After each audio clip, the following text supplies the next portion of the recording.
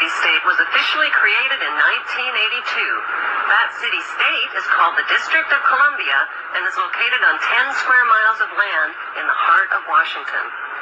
The District of Columbia flies its own flag and has its own independent constitution. Although geographically separate, the city-states of London, the Vatican, and the District of Columbia are one interlocking empire called Empire of the City. The flag of Washington's District of Columbia has 3 red stars, one for each city-state in the 3-city empire. This corporate empire of 3 city-states controls the world economically through London's inner city, militarily through the District of Columbia, and spiritually through the Vatican. The Constitution for the District of Columbia operates under a tyrannical Roman law known as Lex Fori, which bears no resemblance to the U.S. Constitution. When Congress passed the Act of 1871, it created a separate corporate government for the District of Columbia.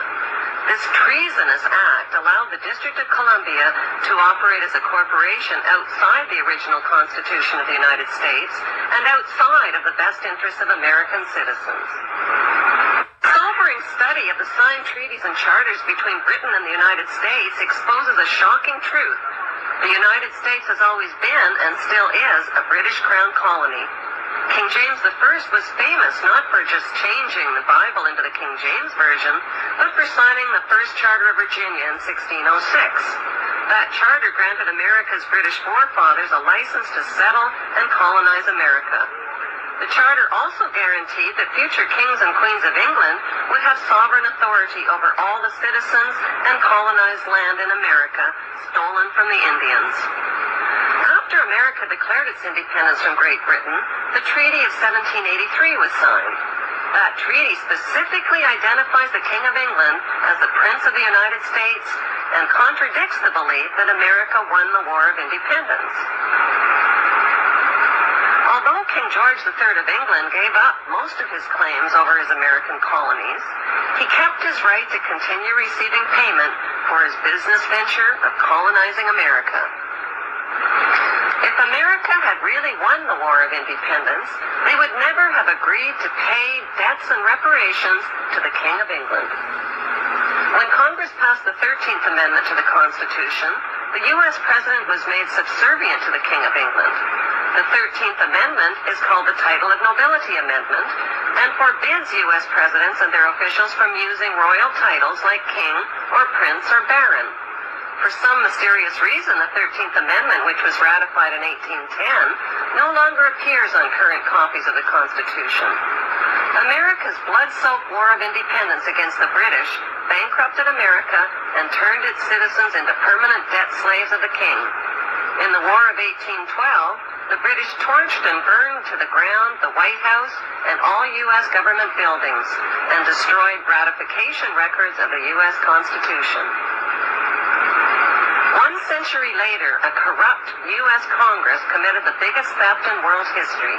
They passed Paul Warburg's Federal Reserve Act in 1913, handing over America's gold and silver reserves and total control of America's economy to the Rothschild banksters.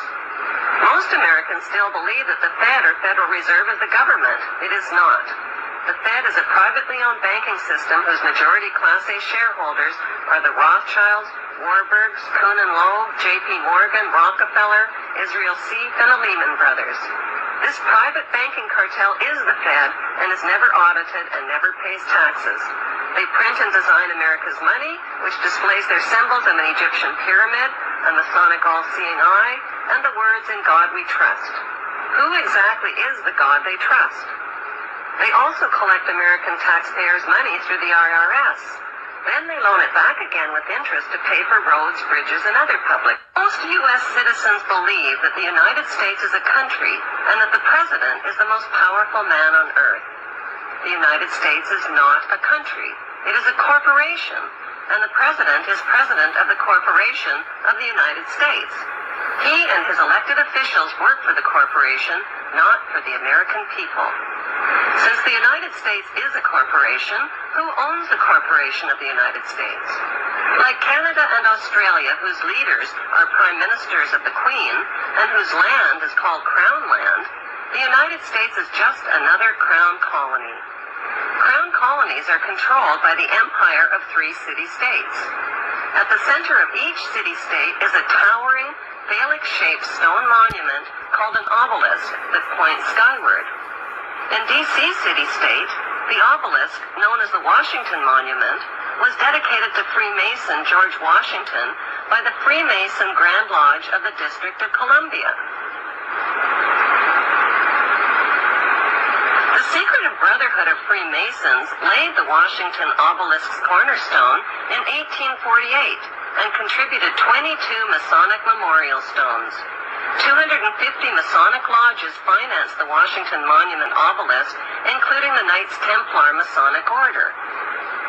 At the heart of London city-state is a 187-ton, 69-foot-tall Egyptian obelisk called Cleopatra's Needle.